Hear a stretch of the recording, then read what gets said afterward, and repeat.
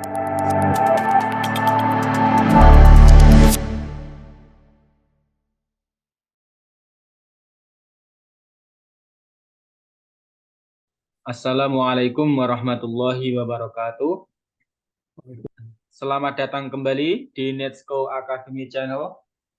Pada kesempatan kali ini kita akan melanjutkan pembahasan kita mengenai K3 listrik. Sebelumnya kita sudah ada satu video tentang pembahasan ini, dan ini merupakan pembahasan K3 listrik yang kedua. Baiklah, mungkin kita akan langsung saja memberikan kesempatan kepada Pak Hirman Karim untuk memberikan penjelasan kepada kita tentang kelanjutan dari materi keselamatan dan kesehatan kerja listrik ini. Silakan Pak Hirman. Oke, terima kasih Mas Asif. Selamat malam. Assalamualaikum warahmatullahi wabarakatuh. Waalaikumsalam warahmatullahi wabarakatuh. Oke, seperti biasa kita akan selalu mengingatkan bahwa masalah safety ini mempunyai aspek yang lebih daripada diri kita, daripada diri Anda, yaitu harus memperhatikan sesama di tempat kerjaan, di lingkungan kita. Setelah itu, juga safety di perusahaan-perusahaan akan berfungsi secara maksimal itu kalau terbentuknya teamwork kerjasama yang saling mendukung untuk mencapai sasaran zero accident.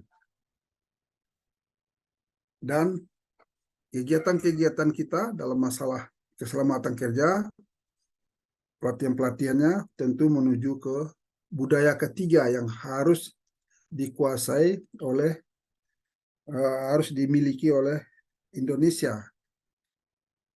Oke, dan materi yang kita bahas untuk beberapa video, ini video yang kedua, yaitu mengenai electrical safety rules awareness, kesadaran terhadap aturan-aturan mengenai keselamatan listrik. Karena listrik ini sering membawa malapetaka. Jadi pengawasan keselamatan kesehatan kerja listrik. Pengawasan norma keselamatan kerja listrik akan kita bahas sebagai item yang kelima dari materi untuk ahli K3. Ahli K3 yang totalnya itemnya atau subjek yang harus dibahas itu 20. Sebenarnya tiap-tiap item ini saling terkait, ya, saling terkait. Jadi harus kita pahamin dan harus kita sadari sepertinya ada berulangnya penyampaian, tapi sebenarnya itu hanya mengingatkan keterkaitan dari satu konten ke konten yang lain gitu. Jadi kalau kebijakan ketiga udah selesai YouTube-nya dan sudah dibagi kalau nggak salah di area apa namanya nih untuk bisa dilihat oleh khalayak atau pelanggan-pelanggan yang berhubungan dengan atau ingin tahu dengan kebijakan ketiga atau yang sering membuka konten di YouTube. Suatu Undang-Undang 1970 ini sangat komprehensif, ya. Ini terlambat sebenarnya sudah 53 tahun, ya. Indonesia ini paling belum, artinya tidak jalan begitu istilahnya bagi saya, karena orang-orang terkait banyak tidak memahami penerapannya. Yang ketiga item yang sudah selesai kita bahas dan ada videonya sudah launching, ya, itu konsep dasar K3. Ini juga sangat luas untuk memahami keselamatan kerja di perusahaan ataupun di mana saja. P2K3 yang keempat, ya, P2K3 ini adalah safety committee, yaitu grup yang dibikin oleh perusahaan yang dipimpin langsung oleh direktur yang pemilik perusahaan, ya, dan sasarannya adalah sebagai membina atau menjadi ujung tombak dari keselamatan kerja di perusahaan. Kalau gagal P2 K3, besar kemungkinan keselamatan kerja juga akan gagal, mendapatkan zero accident. Sekarang K3 listrik, ya, videonya yang akan kita bahas dengan beberapa jumlah video, dan ini video yang kedua mengenai K3 listrik yang kita bahas, lebih kurang sekitar 20 menit. Oke, konten yang akan kita bahas ini kita sudah bahas, sudah kita bicarakan juga di video yang lalu, yaitu yang pertama latar belakang dan fakta-fakta di lapangan, itu sudah kita bahas. Ya, bagaimana kecelakaan listrik terjadi, ya, bukan kebakaran saja, tapi yang kena strom meninggal, tantangannya sangat besar, sangat merugikan. Suatu aspek K3 listrik juga kita bahas, dasar hukum. Mungkin saat sekarang ini, video yang sekarang mungkin kita bahas dasar hukum K3. Dan selanjutnya adalah ruang lingkup K3 listrik, pengetahuan dasar K3 listrik, dasar-dasar teknik instalasi listrik, identifikasi bahaya listrik. Nah, ini bahaya listrik ini akan mendekatin lagi kita nih untuk mengenali bahaya listrik. Sistem pengamanan, bagaimana memproteksi diri kita terhadap bahaya dari listrik. Yang berikut persyaratan instalasi listrik, ruang khusus. Sudah itu klasifikasi pembebanan, ya, pembebanan arus listrik. Suatu P3K listrik. Bagaimana pertolongan pertama pada kecelakaan listrik. Sebab kalau tidak mengetahui kita, yang membantu orang yang kecelakaan listrik juga ikut meninggal. Itu sering terjadi. Ya, sering terjadi. Suatu pengukuran listrik, ya, kita ukur, ya, macam-macam yang diukur, ya, misalnya kemampuannya, listriknya mengalir, bebannya, ya. Dan evaluasi. Ini evaluasi akan kita pastikan bisa iya, bisa tidak, tapi ini kelanjutan-kelanjutan yang kita harapkan bisa terjadi nanti. Suatu diskusi kalau waktu mengizinkan. Latar belakang, mengapa electrical safety sangat penting? Ini background, latar belakang ini, data-data kita perlu memahami sebelum kita bergerak lebih jauh. Karena listrik dapat menimbulkan bahaya yang menyebabkan kematian, luka serius, dan kebakaran, ya, kerusakan properti. Sedangkan perlu dipahami, ya, ini kita tidak bisa lepas dari basic konsep safety program, ya, di mana ini sudah kita bahas di video-video yang lalu, sangat komprehensif, yaitu apapun yang kita lakukan dalam bentuk kegiatan atau bentuk proses, ya, apalagi yang berhubungan dengan instalasi listrik, apalagi yang berhubungan dengan masalah pembangkit listrik, pembagian pendistribusian listrik, dan pemakaian listrik. Jadi kalau ada kegiatan berarti ada standar operating prosedur, langkah-langkah melakukan pekerjaan. Dan kemungkinan besar dibutuhkan job safety analysis, yaitu adalah untuk mengukur keselamatan dari kegiatan bahaya, keselamatan dari pekerjaan tersebut. Kita analisa. Sudah itu adanya permit to work, izin kerja, khususnya untuk kerja-kerja listrik, ya, itu banyak dibutuhkan permit to work, ya, izin kerja, gitu. Ada suatu format yang berfungsi sebagai kontrol administratif, ya. Jadi kita kenalin bahaya-bahaya dari kegiatan kita, itu kita nilai bahaya potensinya di tempat kerja ini, bahaya-bahaya apa potensi. Maka di sini kelihatan, ya, listrik itu bahayanya di nomor 2 dan nomor 3, ya, listrik bisa menimbulkan kebakaran. Jadi kita fokus untuk video-video yang sekarang ini masalah bahaya listrik, ya. Bagaimana risiko bahaya kalau dinilai, di assess atau dinilai tingkat risiko bahaya listrik ini, tidak ada yang rendah, itu tidak ada, semua itu high, major, ya, seperti gambaran yang kita lihat korban-korban yang meninggal akibat listrik, kebakaran, macam. Maka kita terapkan kontrol. Jadi bahaya mengenai listrik ini, ya, ini banyak dipergunakan kontrol administratif, suatu kontrol isolasi, ya, dan kontrol engineering juga. Nanti kita bahas di selanjutnya itu banyak nanti kita jelaskan nanti. Ya, PPA sudah jelas juga dibutuhkan. Jadi sangat banyak penerapan kontrol terhadap risiko bahaya listrik ini yang kita harus pahamin. Ya, maka dalam masalah listrik juga banyak dibutuhkan dasar hukumnya ada, nanti juga kita bahas ini dasar hukum ya, termasuk Undang-Undang 1970, termasuk Undang-Undang Nomor 13 tahun 2003, sudah itu termasuk SMK 3 2012, dan selanjutnya adalah peraturan menteri ya yang berhubungan dengan listrik. Ya seperti standar-standar ya. Nanti kita bahas banyak. Oke, sekarang masalah hukum. Ya, ini dasar hukumnya. Kenapa dibutuhkan dasar hukum? Sangat serius. Ya, yang pertama apa? Undang-Undang Nomor 1 1970 kita sudah bahas ini di video yang nomor berapa dulu, itu kan ada beberapa video membahas secara komprehensif.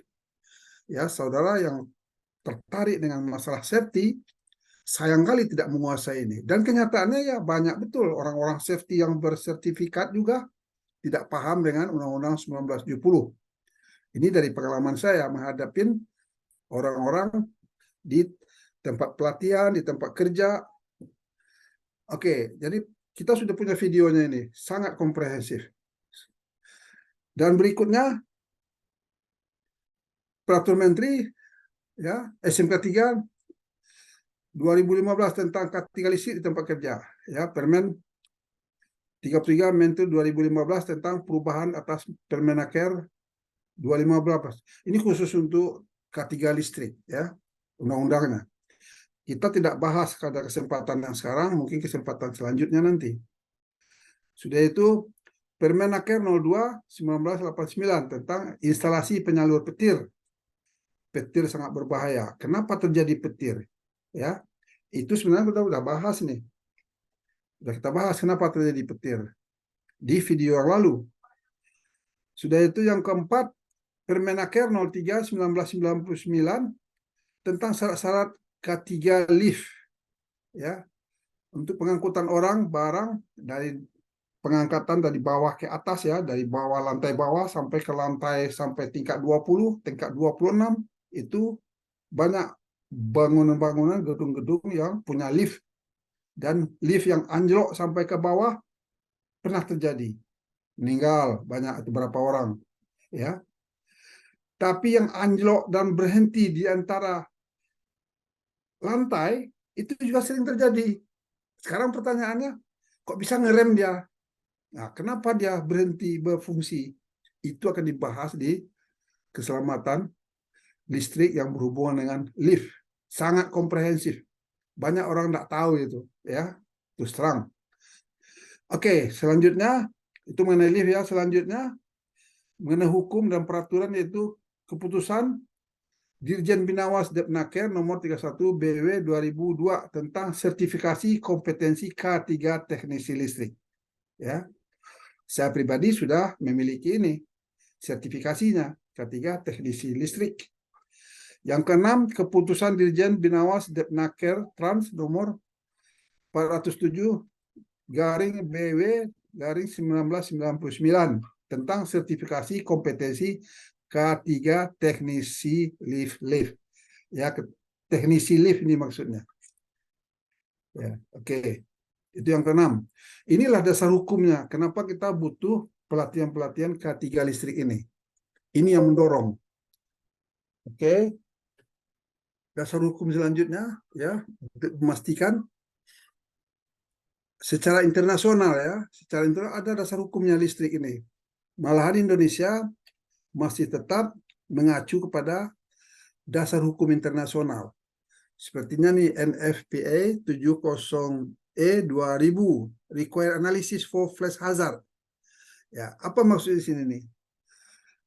yaitu kebutuhan menganalisa bahaya dari percikan listrik.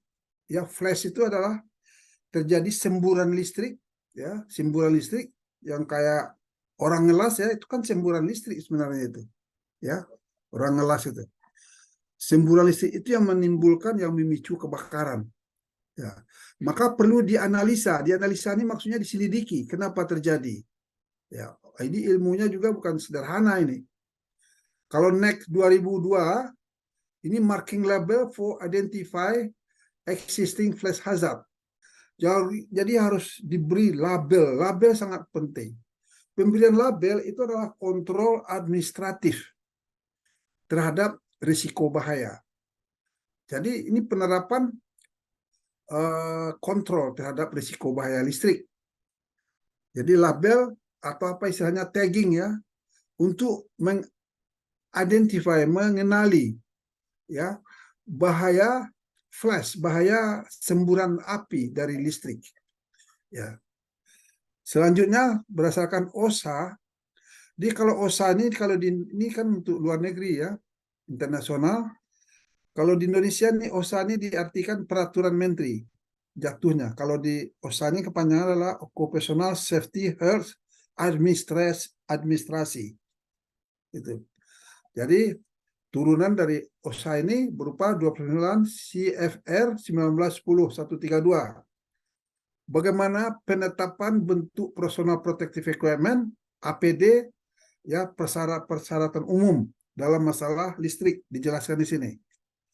Kalau untuk 29 CFR 1910-335 ini electrical personal protective clothing. Jadi untuk orang listrik atau orang yang bekerja dengan listrik itu bajunya khusus. Ya, bajunya khusus.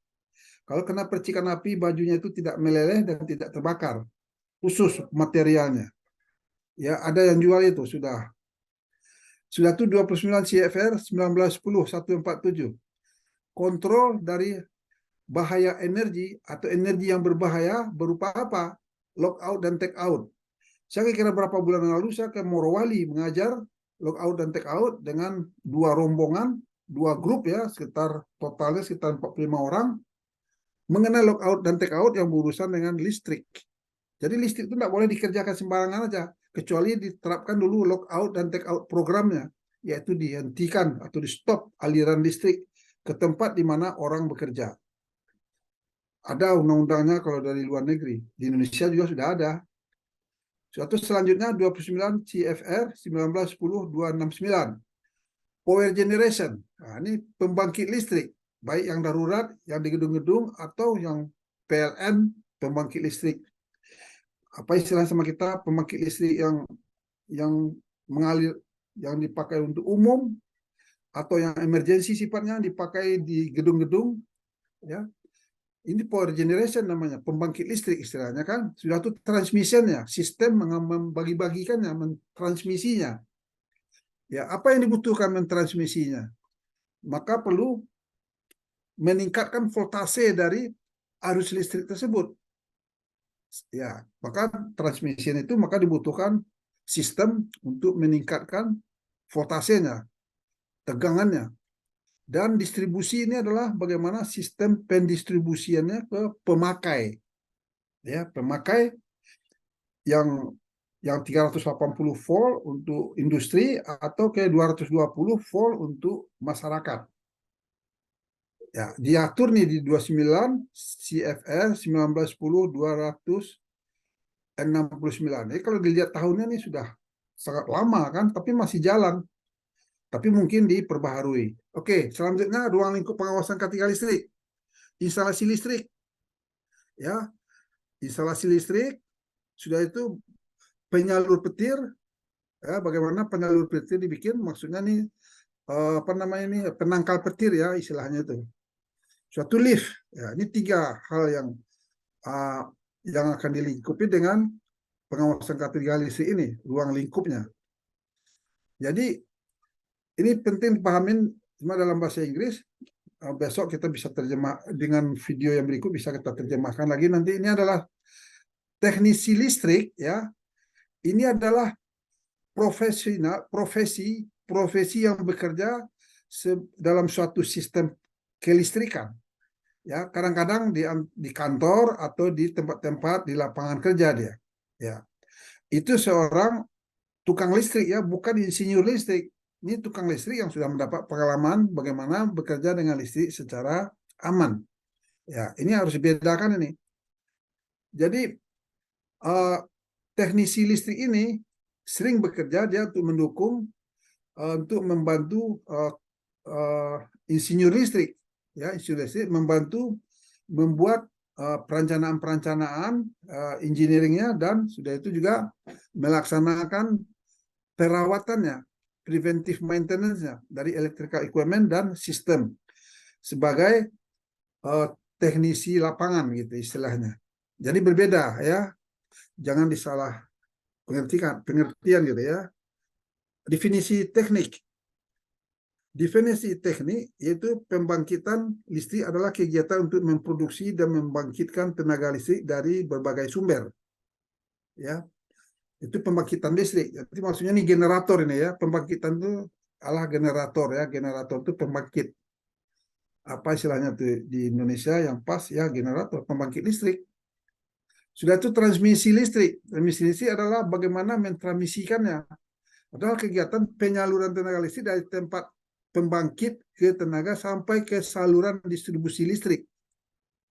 Maka bisa dia disalurkan, maka listrik tadi ditingkatkan tegangannya, voltasenya dengan menggunakan trafo, transformator. Nanti itu juga dibahas, nanti itu hal yang penting ya. Skripsi saya trafo, tegangan tinggi listrik.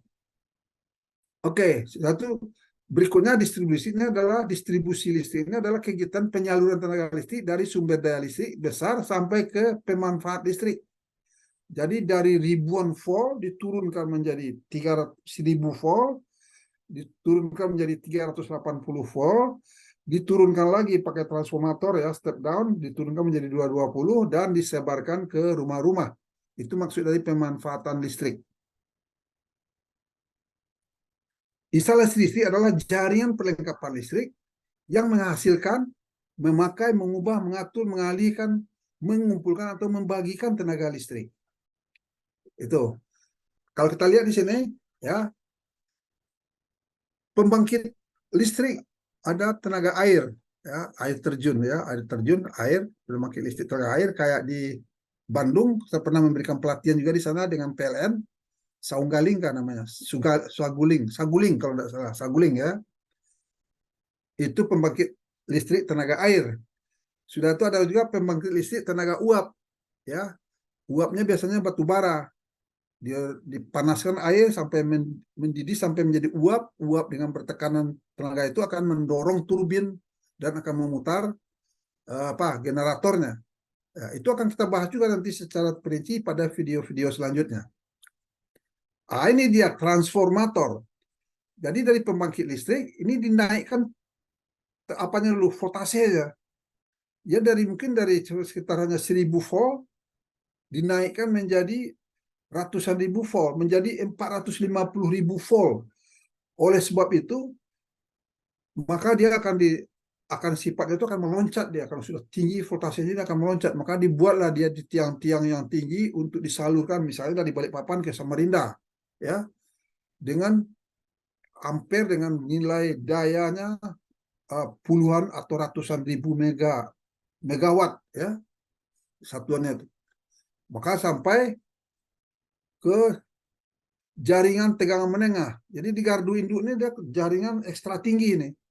Ya, voltasenya ekstra tinggi, suatu jaringan tegangan menengah ini voltasenya sudah mulai menengah.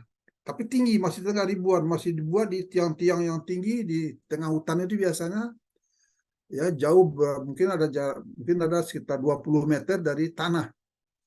Sudah itu baru gardu tiang ini yang di pinggir-pinggir jalan kelihatan, itu sering dibilang ya, itu mungkin diturunkan menjadi 1000 derajat, 1000 volt dan diturunkan lagi menjadi dari 1000 volt diturunkan lagi menjadi JTR ini jaringan tegangan rendah ya. terus tegangan rendah, jaringan tegangan rendah, terus ke perumahan, ke pemakaian, ya, saluran rumah. Saluran rumah ini yang paling rendah 220 volt sudah di sini.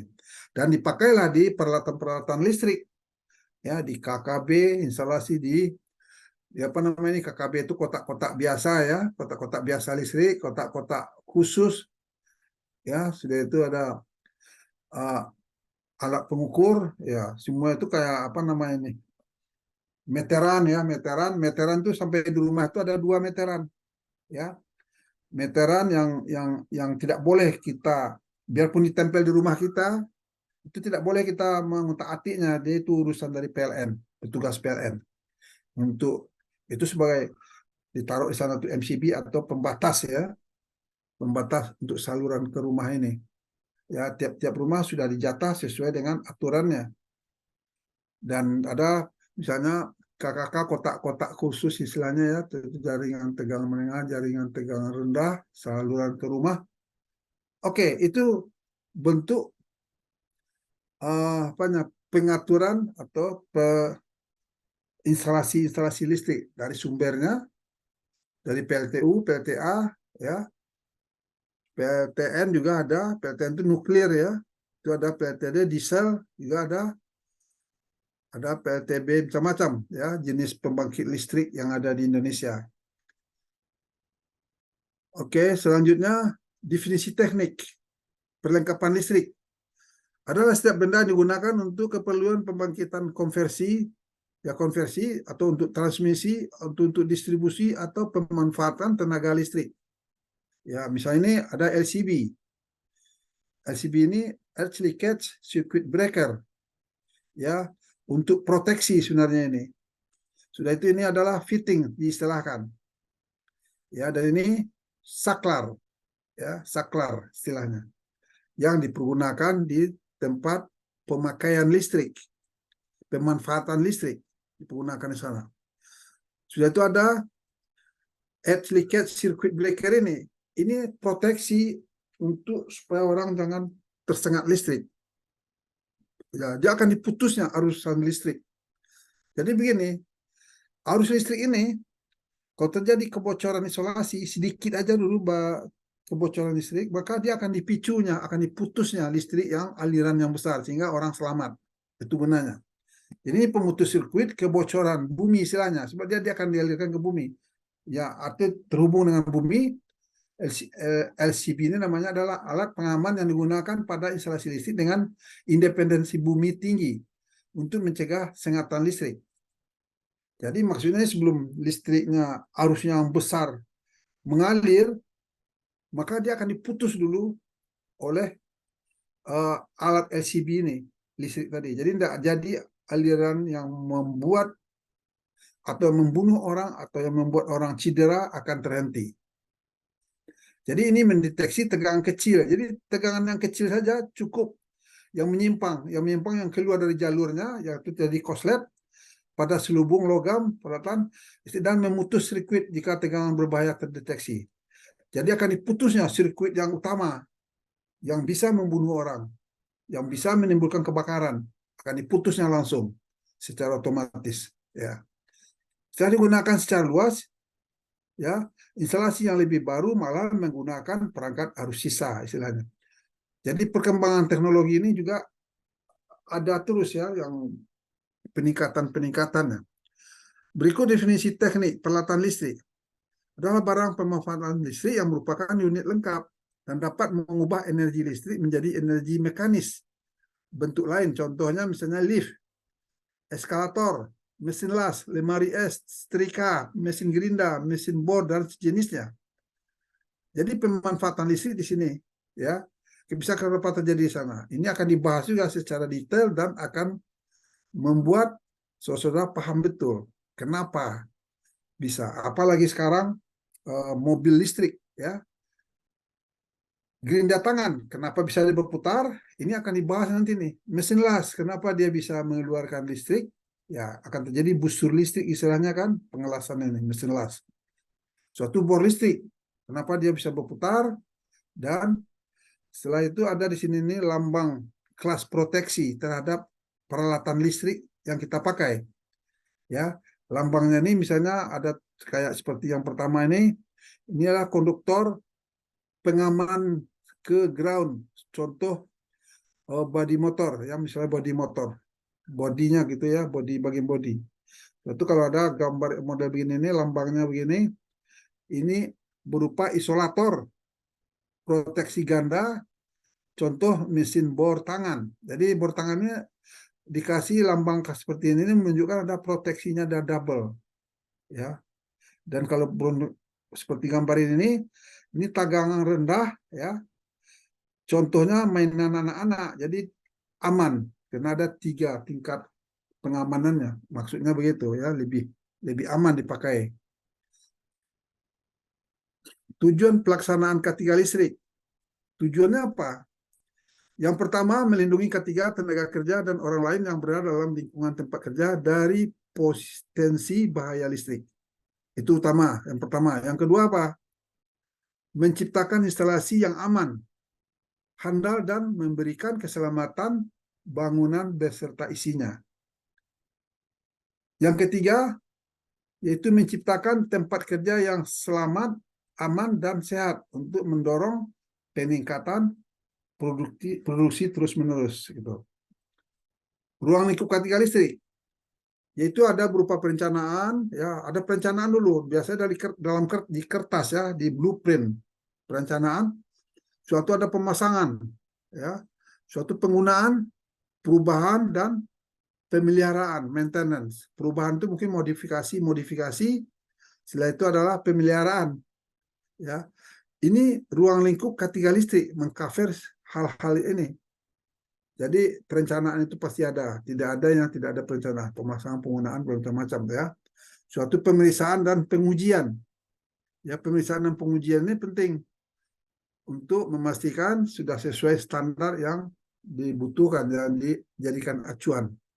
Jenis kegiatan yang memerlukan K3 listrik, ya, termasuk yang beroperasi pada tegangan 50 volt AC dan 120 volt DC. Direct current ya, kayak arus baterai itu DC namanya, itu direct current. Kalau volt AC ini yaitu arus alternatif current, arus bolak-balik yang ada di rumah-rumah ya. Itu nanti akan dijelaskan juga secara detail sehingga saudara-saudara akan paham. Ya.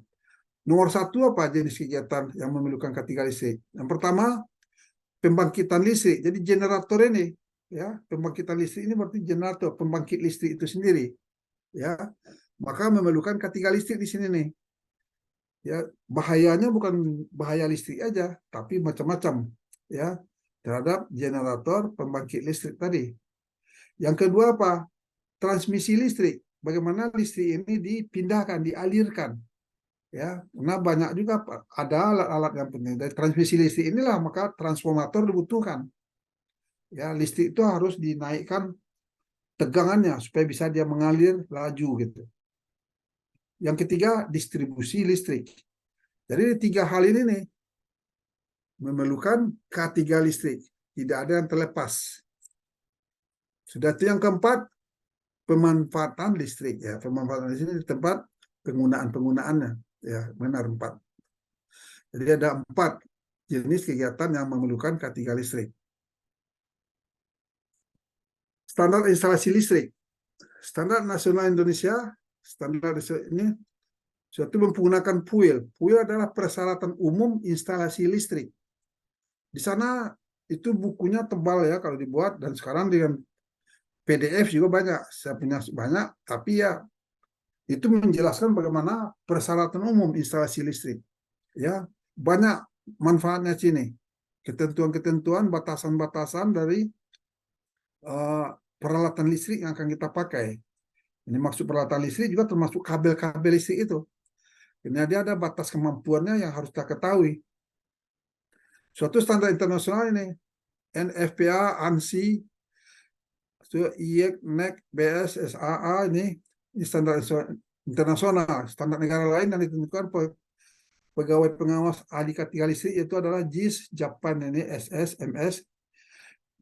Organisasi standar internasional, di sini dijelaskan nanti ya. Misalnya ANSI.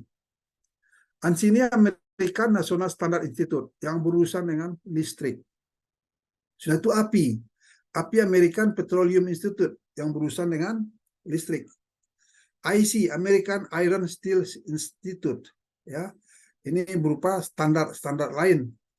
Suatu ASME American Society of Mechanical Engineer, ini adalah standar mengenai mechanical engineer, iron steel, ya, American Society dan Mechanical Engineer ini ASME. ASTM American Society for Testing Material. ISEC American Institute of Steel Construction Electric of Structural. Jadi ini standar-standar di konstruksi lah, di macam-macam, ya, bukan termasuk di listrik aja. Ya, American Institute Steel Construction, Erection dan Structural. Berikut Australian Standard, ya, mempunyai Australian Standard. Suatu ada British, BSI itu adalah British Standard Institute. Ini Belanda, Deutsche Industrial Normenausus, ya, itu Belanda kalau dilihat bahasanya ini. Itu JIS ini Jepang, ya, Jepang Industrial Standard. Sudah itu AFNOR, Association Francis, de Normalization ini mungkin Prancis, NEN, ya, Netherlands Standard Organization Institute. Suatu ini ISO International Organization for Standardization, ya. ISO ini lebih banyak sistem manajemen, ya, sistem manajemen quality, misalnya mutu produk barang, suatu mengenai safety 45001 ISO-nya International Standard Organization, ya, sudah itu mutu quality 9001, ya, ISO 9001.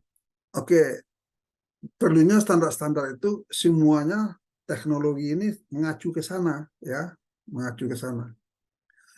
Kompetensi K3 listrik, ya, pelaksanaan, perencanaan, pemasangan, perubahan dan pemeliharaan, ya, preventive maintenance instalasi listrik harus dilakukan oleh ahli K3 listrik, ya, baik perusahaan ataupun PJK3. Jadi ahli K3 listrik. Jadi yang ahli ini adalah orang yang kompeten, punya kompetensi dia.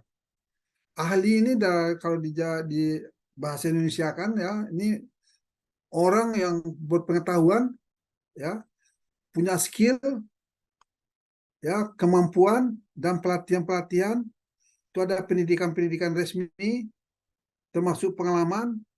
Sudah itu authority. Authority ini berupa sertifikasi yang menunjang, ya, sertifikasi yang menunjang.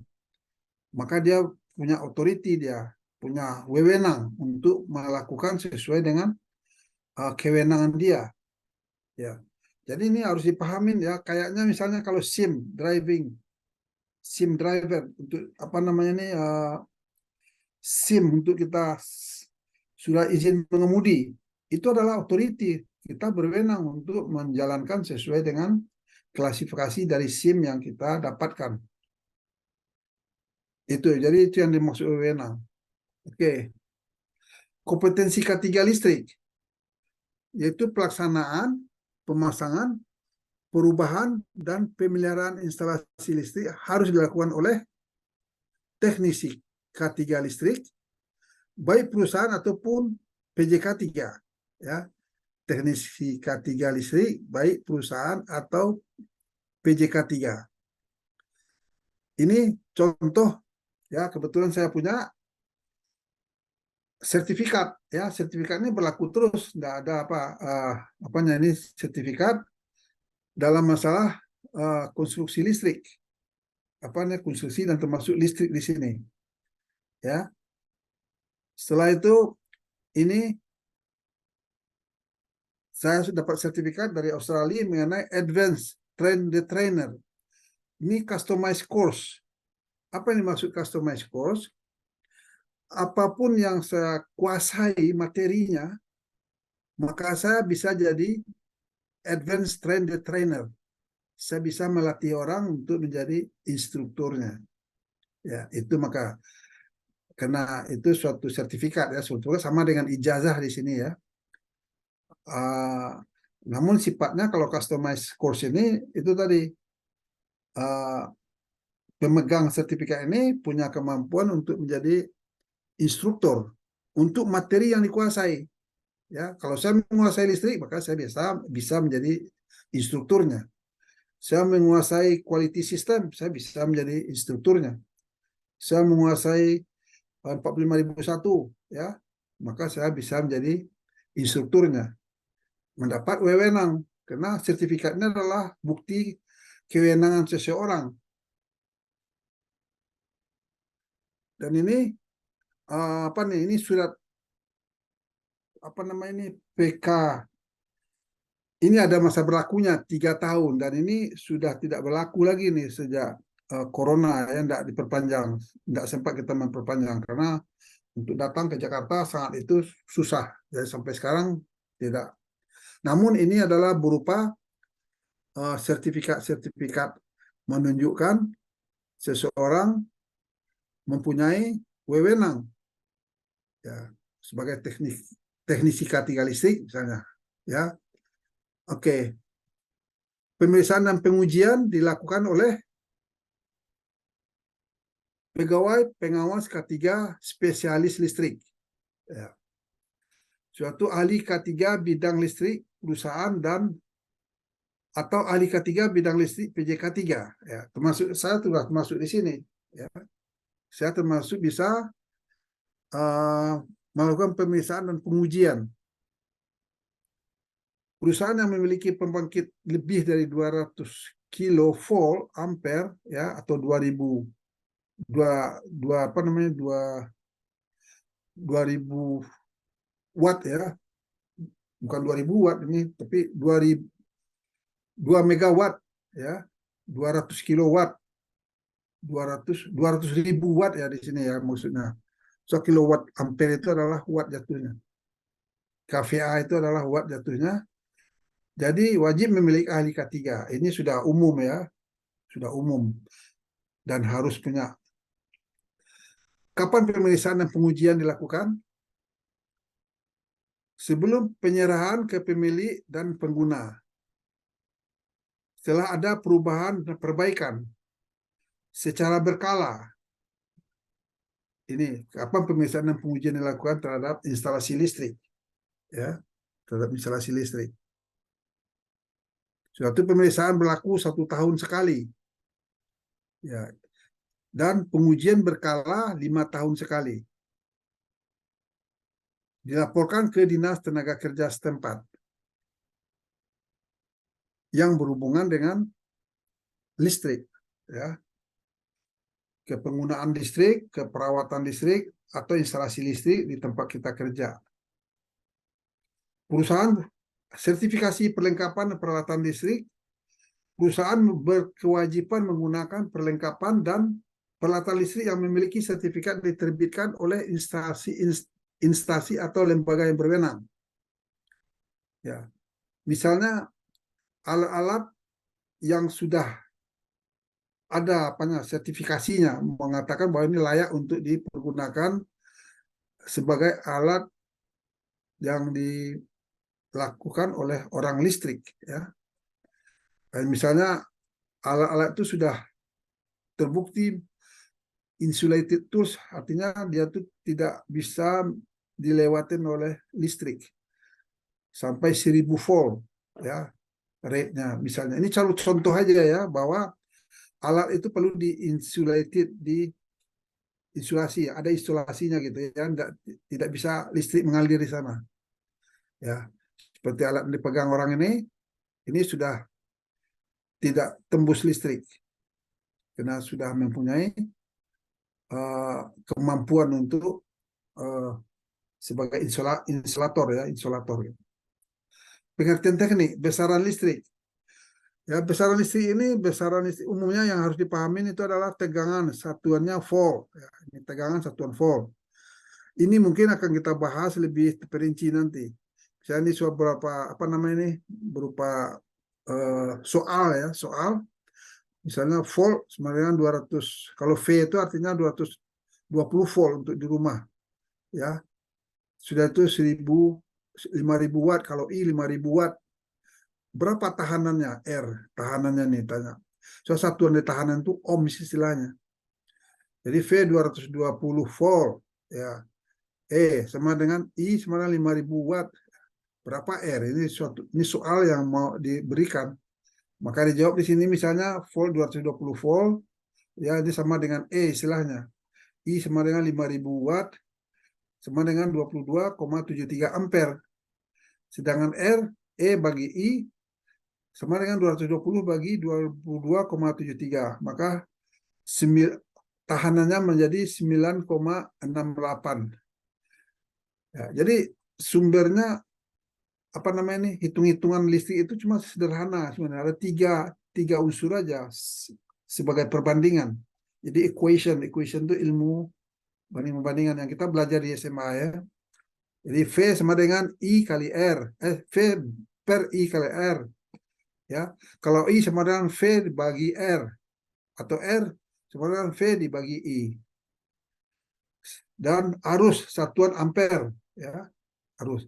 Jadi kalau tegangan itu yang mendorong listrik, arus itu satuan ampere, yang mengalir listriknya dalam satuan ampere, sedangkan frekuensi satuannya hertz, ya, frekuensi. Sedangkan daya satuannya watt, ya, daya ini yang terpakai. Ya. Sebenarnya ampere dengan watt itu sama, cuma ampere mengalir, sedangkan watt ini beban yang sudah, daya yang sudah dipakai gitu. Ya kayak di lampu, kayak di alat-alat listrik. Resistensi ini adalah satuannya ohm. Ya, ini resistensi ini resistensi terhadap bahan pengantar. Pengantar itu misalnya kabel listrik itu pengantar namanya tuh. Ya, pengantar. Ya, itu untuk penjelasan mengenai istilah-istilah listrik ini. Oke, saya rasa itu apanya Mas Asif cukup saya rasa untuk video satu ini. Terima kasih. Baik, terima kasih banyak atas penjelasannya. Demikian tadi penjelasan terkait dengan keselamatan dan kesehatan kerja di bidang listrik. Banyak ilmu yang dapat kita dapatkan di video-video ini. Mungkin kita akan membahas tentang K3 listrik ini di beberapa video ke depan. Untuk itu silahkan untuk mengikuti pembahasannya dengan cara subscribe channel kami.